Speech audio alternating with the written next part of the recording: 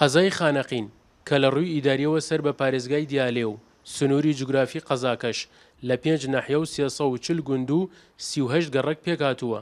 ڕێژەی دانیشتوانەکەشی بریتیە لە 180,000 کەس لە ماوەی 15 ساڵی ڕابردوودا و بەهۆی پشتگوێخستنی ئەم قەزایە و جێبەجێ نەکردنی پرۆژە خزمەتگوزاریەکان لەلایەن پارێزگای دیالەوە بۆتە مای نیگەرانی لە لای دانیشتوانەکەی.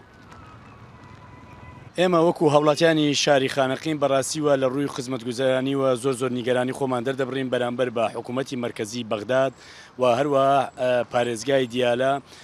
بەڕاستی ئەم شارە شارێکی بێنازە، ئێستا شارێکی کزوماتە لەم وەختەدا بە تایبەت. بەڕاستی هیچ کارێکی خزمەتگوزاریان بۆ نهێناوە، هیچ خزمەتێکی پێ نەکراوە لە ڕووی جادەوبانەوە، لە ڕووی شۆستەکانەوە، لە ڕووی ئاوە، لە ڕووی کارەباوە. بەڕاستی ئەم شارەیە پێویستی بە کاری زۆرترە. جار وەکو 3-4-5 ساڵ یەکجار جادەیەک لە خانەقین تەبلیغ ئەکرێ، نازام بنایەک چاک ئەکرێتەوە، نازام چی، ئەوە ئیش نییە. بەڕاستی ئەوە ئیش نییە. ئێمە زۆر نیگەرانی. سەرۆکی شارەوانی خانەقینیش نایشارێتەوە ئەو پرۆژانەی کە لە ماوەی 15 ساڵی ڕابردوودا لەم شارەدا جێبەجێ کراوە لەلایەن حکوومەتی ناوەند و ئیدارەی پارێزگای دیالەوە لە پەنجەکانی دەست تێناپەڕێت و خراپی ڕێگەوبانەکانیش سەڵمێنەری ئەو ڕاستیان.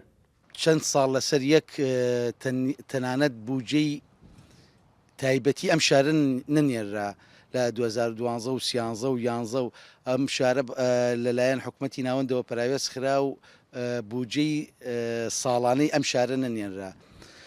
ئێستا ئێمە خۆشبەختانە زۆربەی پرۆژە خزمەتگوزاریەکان لەلایەن حکوومەتی هەرێمی کوردستانەوە کرێت.